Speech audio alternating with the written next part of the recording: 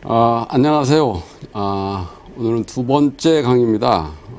오늘 강의할 내용은 이 자유주의와 문화에 대해서 말씀드리겠습니다. 이 문학에서 보면 자본주의를 가장 많이 비판하는 곳이 이게 문학입니다. 뭐 충분히 이해를 할 수가 있습니다. 예를 들어서 과거에 보헤미안 또는 아방가르드 이런 사람들을 이렇게 보면 이제 대부분 이런 사람들은 보면 이제 그 기존 질서를 이게 좀 비판하고 이제 이런 거기 때문에 자기가 살고 있는 이 자본주의에 대해서 이제 비판을 이제 많이 하게 되는 겁니다. 그 점은 제가 충분히 이해를 하는데 좀 이게 자본주의를 잘못 이해를 하고 있지 않나 이런 생각이 듭니다. 어떻게 보면 이 보헤미안과 아방가르드 이런 사람들이 굉장히 자유로운 삶을 살고 있거든요. 그러면서 그 사람들이 이제 주로 비판하는 게 이제 부르주아들을 이렇게 비판을 하죠. 그래서 이렇게 비판하는 이유가 뭐냐면 이 자본주의가 이 자본가 또는 부르주아를 위한 체제라 이런 인식 때문에 이제 이 자본주의를 이제 비판을 하고 특히 이제 문학에서 이제 이런 흐름이 많은데 우리나라에서도 보면 2012년에 베니스 영화제에서 황금사자상을 탄 김기덕 감독의 피에타라는 이제 영화가 있습니다. 김기덕 감독을 비롯해서 영화 평론가들이 대부분 보면 이 피에타라는 영화는 돈 때문에 인간과 가족이 파괴되는 이 자본주의 사회를 비판하는 영화다. 이렇게들 이제 많이 평을 했습니다. 과연 그런가? 우리가 한 번쯤은 생각해 봐야 될 것 같고. 왜냐하면,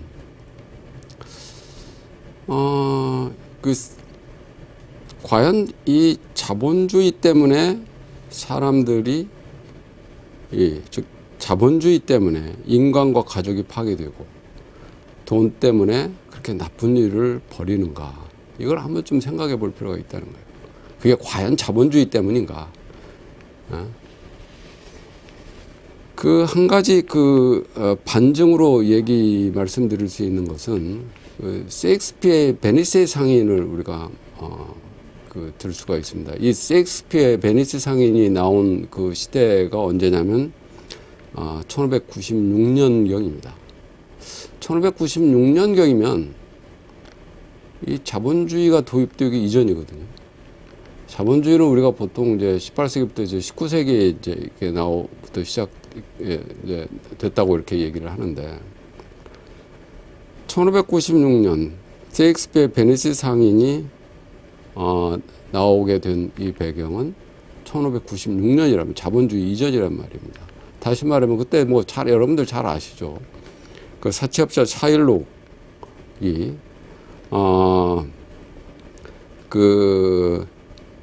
거기 주인공으로 나오는 베사니오라는 사람인데 이 베사니오 친구가 이제 안토니오가 있습니다. 이게 이 베사니오에게 이제 3,000 두카트를 빌려주는 대신에 그 친구인 안토니오에게서 살 1파운드를 이제 담보를 잡고 이제 빌려주게 되는 거죠. 그래서 이제 나중에 이제 그걸 못 갚게 되자 이제 안토니오의 살 1파운드를 이제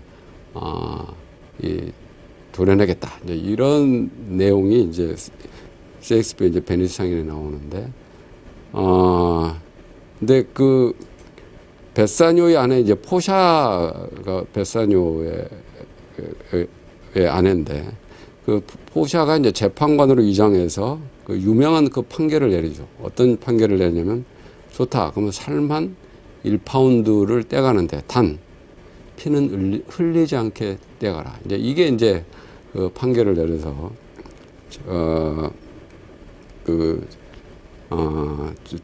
남편의 친구를 이제 구원하는 이제 그런 스토리가 되겠습니다. 자, 여기서 보면 이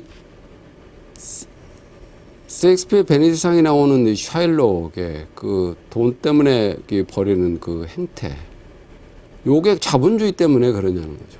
이것은 그렇지가 않고 인간의 욕망이죠. 이건 자본주의가 도입되기 이전이라는 얘기입니다. 그래서 근데 왜 그러면 이런 오해가 생기느냐? 이 자본주의를 잘못 이해를 하고 있기 때문에 그렇다는 거죠. 자본주의는 이런 겁니다. 자본주의는 자유주의 이념이 실현되는 사회가 자본주의입니다. 그런데 이것을 그런 자본주의 이념이 실현되는 사회를 자본주의라는 이름을 붙여가지고 마치 자유주의 이념이 실현되는 사회가 자본가만을 위하고 부르주아만을 위하고 이런 사회로 오도하게끔 했다는 거죠. 근데 그 명칭을 붙인 사람이 누구냐? 칼 마크스입니다.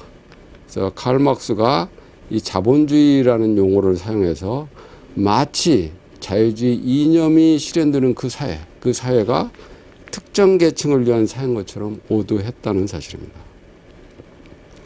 이제 그렇게, 그러면 칼 마크스가 왜 그러면 그렇게 인식을 했나? 그것은 자유주의 초기 노동자의 삶이 굉장히 궁핍했기 때문입니다. 그런데 사실 그때 자본주의 초기의 그 노동자의 궁핍한 삶이라는 것도 사실 우리가 보면 역사를 이 전체적으로 이렇게 훑어서 봐야 되는데 어떻게 보면 그 스냅샷으로 본 거죠. 그 부분만. 그래서 과거에 자본주의 초기의 이전에 다시 말하면 그 이전 시대와 비교를 하면 그 시대 때의 그 노동자들의 그 궁핍한 삶은 그 이전 시대 때로부터 물려받은 유산이었던 거지. 그것 때문에 잘못된 건 아니죠. 그래서 그것에 대한 오해 때문에 되지 않는가. 그래서 우리가 역사를 이렇게 볼 때 어떤 사건을이라든가 이런 걸 볼 때 전체적인 역사의 흐름, 다시 말하면 이렇게 약간 과정으로 봐야 되고 쉽게 얘기하면 좀 동영상으로 봐야 되는데 이 스냅샷으로 보는 경향이 굉장히 많습니다. 어떤 한 장면만을 보고 그걸 판단하는. 그래서 제가 생각할 때는 이 마르크스가 그 사회를 자본주의로 오해하는 것은 스냅샷 오류다. 이 스냅샷 오류는 다음번에 따로 이 강의를 하도록 하겠습니다.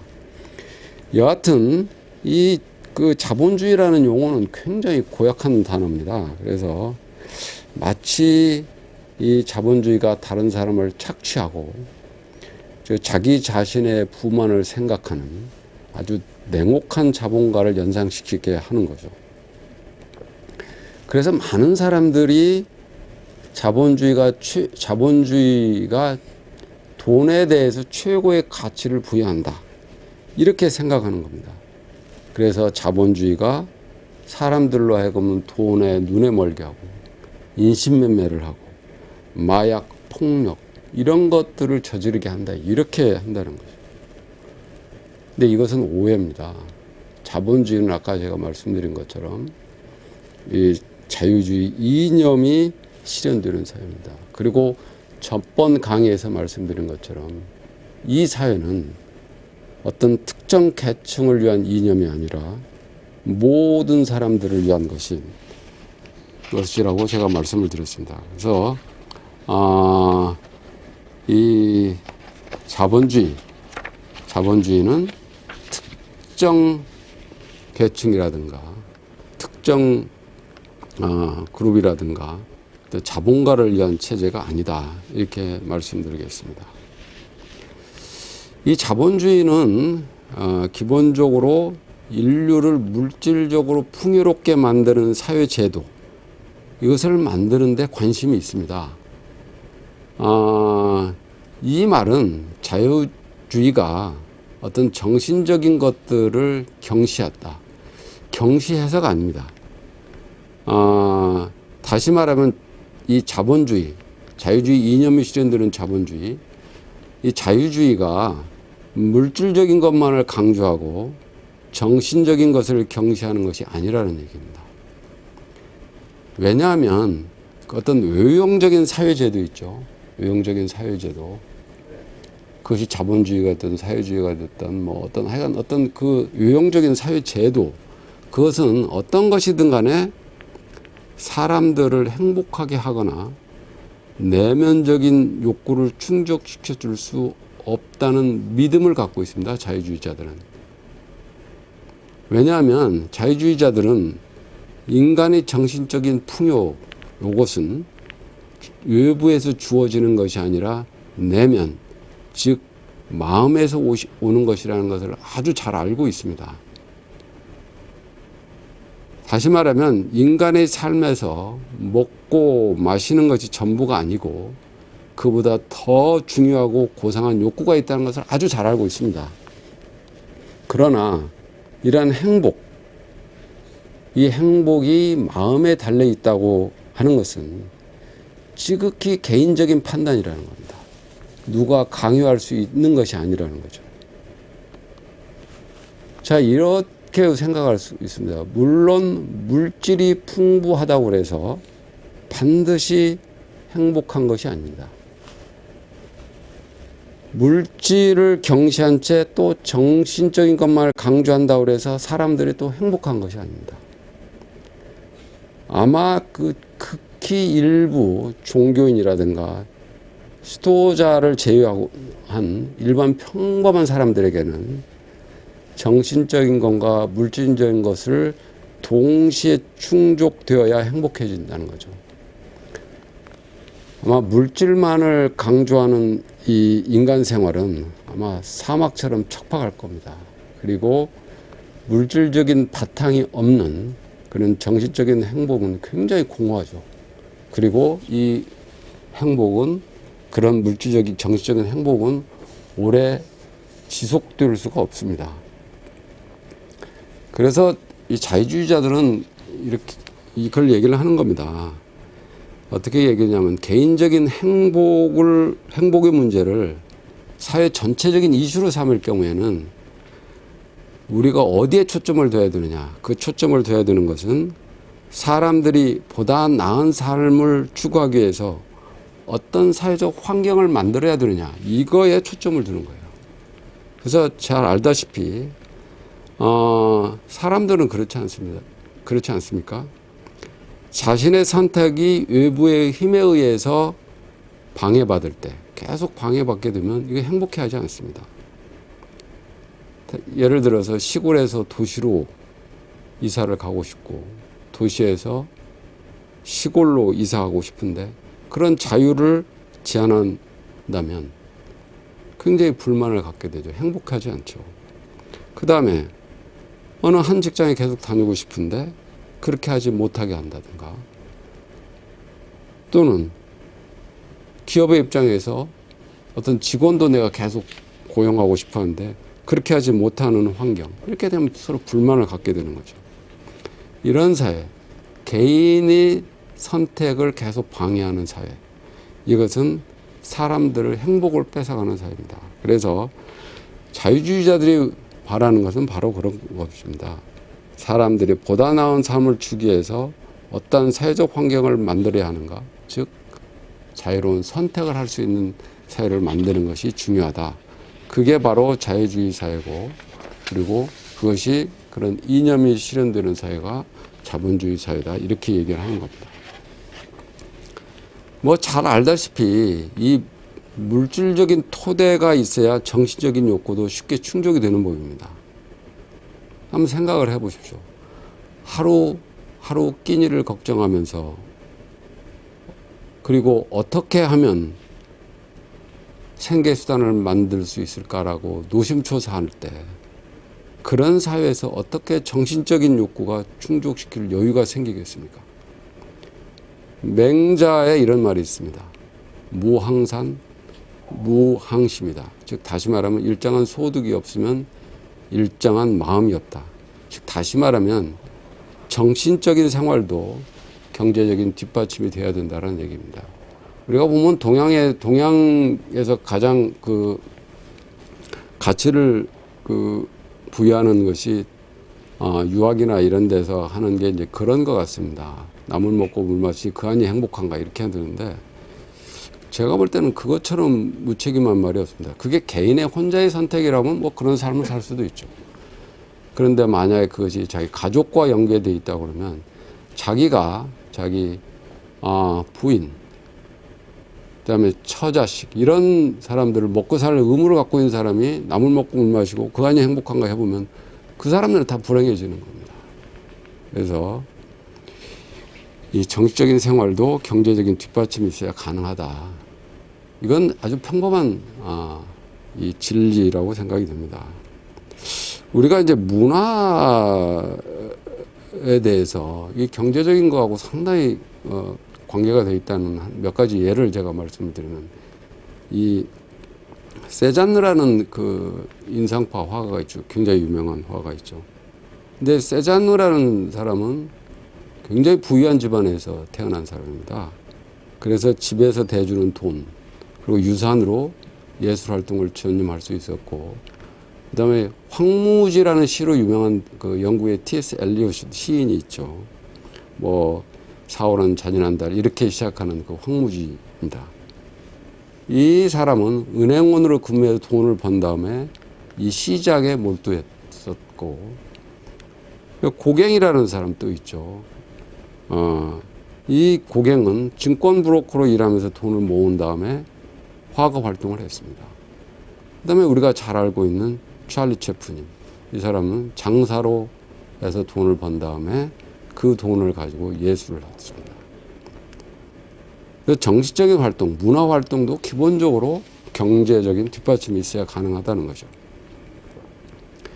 이 물질적인 토대가 있어야 정치적인 활동 또는 문화 이것이 문화 활동도 할 수 있고 정치적인 욕구도 충족시킬 수 있다는 요 사실은 어디에서도 확인될 수가 있냐면 산업혁명 이후에 문화가 꽃피웠다는 요 사실에서도 우리가 확인됩니다. 그 산업혁명으로 기술이 발달한 거 잘 아시고 계시죠. 그 기술의 발달로 이 각종 물감, 붓, 크레용, 종이류 이런 미술 재료들의 가격이 하락하기 시작합니다. 그러다 보니까 그 당시에 문화적으로 비주류였던 인상파 화가들이 작품 활동이 가능했고 또 상업적 유통망을 통해서 자기 작품을 판매하고 그래서 부와 명성을 얻게 된 겁니다. 또 18세기 영국에서 문학혁명이라는 게 있습니다. 문학혁명. 이 문학혁명이라는 것도 어떻게 해서 일어났냐면 산업혁명으로 종이값이 하락합니다. 그러다 보니까 그리고 또 독자들의 소득이 증가합니다. 그래서 도서 구입이 가능하게 되는 거죠. 그래서 18세기에서 영국에서 문학혁명이 일어나게 되는 겁니다. 이제 이렇게 되면서 시간이 자꾸 지나면서 이 창조할 수 있는 자유가 자꾸 더 많아지게 되는 거죠. 그리고 예술가들이 그 창조할 수 있는 자유를 더 즐기게 되고 이렇게 됐는데 이제 과거에 하고 지금 현대하고 자본주의 시대 이하고 그 전에하고 비교를 해보면 어떤 점이 또 다른 게 있냐면 아까도 잠깐 말씀드렸지만 전 시간에도 잠깐 말씀을 드렸지만 이 과거에 예술가들은 뭐 화가나 또 음악가 우리가 그걸 보면 알 수가 있죠. 뭐 모차르트나 베토벤 시대 이때 보면 이 단 한 명의 후원자나 또는 고객에 의존해 왔습니다. 그러나 지금은 그렇지 않지 않습니까? 왜냐하면 단 한 명의 그 후원자에 의존할 때는 자기 취향대로 예술 활동을 할 수가 없습니다. 그림을 그린다든가 또는 조각을 한다든가 이렇게 할 수가 없죠. 그 후원자가 요구하는 대로 할 수밖에 없던 거죠. 그런데 바로 이 산업혁명 이후에 소득이 발달하고 자유가 신장되고 이렇게 됨에 따라서 또 금전적 지원이 또 다양해지고 그래서 대중을 위해서 이제 작품 활동을 할 수 있게 되고 그래서 자기 취향에 적합한 예술 활동을 할 수 있게 된 겁니다. 또 한 가지는 이렇게 소득이 발달하고 소득이 증가하고 이렇게 됨에 따라서 새로운 예술 형태가 출현합니다. 그건 왜 그러냐면 자본주의가 발달하면서 기술이 발달했기 때문이죠. 그 대표적인 게 바로 우리가 잘 알고 있는 이 백남준 씨의 그 오늘날의 비디오 아트가 대표적인 케이스라고 할 수 있겠습니다. 그리고 뭐 전자레코드라든가 디지털 기술 이런 것이 발달하면서 이제 그런 예술, 새로운 장르의 그런 예술 형태가 이제 출현하게 되는 거죠. 그리고 뭐 이제 이 우리가 그 문화의 역사를 보더라도 자본주의가 발달하는 거하고 굉장히 이 같이 이 평행하면서 되는 경우가 많습니다. 그래서 블루스, 락앤롤, 재즈 뭐 이런 것들 다 자본주의가 발달하면서 이제 나오게 되는 새로운 문화 형태가 되겠습니다. 그 다음에 이 시장이 자꾸 발달하고 자본주의가 발달하고 시장이 발달함에 따라서 장기적 활동을 하는 사람들이 먹고 살 수가 있게 되고 생활할 수 있는 예술의 형태가 굉장히 다양해집니다. 그 18세기 작가들을 보게 되면요. 대부분 그 소설이나 희곡 이런 것들을 써서 또 베스트셀러가 돼야만 먹고 살 수 있게 있었습니다. 그러나 오늘날에 한번 보시죠. 오늘날에는 뭐 소설 희곡뿐만 아니라 과학 소설도 있고 미스터리도 있고 전기, 여행기, 뭐 자기계발서 굉장히 다양한 장르가 있습니다. 이제 그런 걸 통해서 소득을 얻고 생활할 수 있게 된 겁니다. 그 다음에 또 한 가지는 이 부유한 경제, 경제가 성장을 하고 시장이 발달하고 이렇게 되면서 다양한 예술 사조가 공존할 수 있게 되는 겁니다. 다시 말하면 경제적인 안정이 바로 예술가들에게 사회 관습적 가치를 거부할 그런 여지를 만들어준다는 거죠. 그래서 이게 역설적으로 참 재밌습니다. 역설적으로 자본주의 때문에 자본주의를 반대하는 예술가들이 존재하게 돼요. 아까 말씀드린 보헤미안이라든가 아방가르라든가 김기덕 같은 감독 같은 사람, 이런 사람들도 사실은 자본주의 때문에 예술을 할 수가 있고 또 자본주의를 반대할 수도 있는 겁니다. 이 자유로운 영혼을 가지고 있는 사람들은 기존의 관습과 제도에서 벗어나려고 하는 게 있습니다. 그래서 자신이 지금 살고 있는 이 시스템, 자본주의 시스템, 이것을 비판을 하고 또 벗어나려고 하는, 뭐 충분히 이해할 수가 있습니다. 그렇지만 제가 말씀드리고 싶은 것은 본인들이 왜 존재하는지 알고 했으면 좋겠다는 얘기입니다. 사실 어떻게 보면 돈에 관심을 갖지 않는 예술가들, 이런 사람들은 부유한 사회에서만 감당할 수 있는 사람들일 겁니다. 사실 어떻게 보면 경제학적 용어로 보면 뭐 사치제라고 이렇게 이해할 수가 있는데, 그래서 돈에 관심을 갖지 않는 예술가들은 어떻게 보면 부유한 사회에서만 감당할 수 있다, 이렇게 말씀드릴 수 있고, 결론적으로 제가 말씀드리고 싶은 것은 이렇습니다. 문화도 자본주의에서 더 잘 발달하고 풍부하고 다양하다. 그래서 우리가 이 문화를 더 발전시키기 위해서는 자본주의 이념에 더 충실하고 자본주의가 더 발달을 해야만 문화도 더 잘 발달할 수 있다, 이렇게 말씀드리겠습니다. 오늘 강의 여기까지 하겠습니다. 고맙습니다.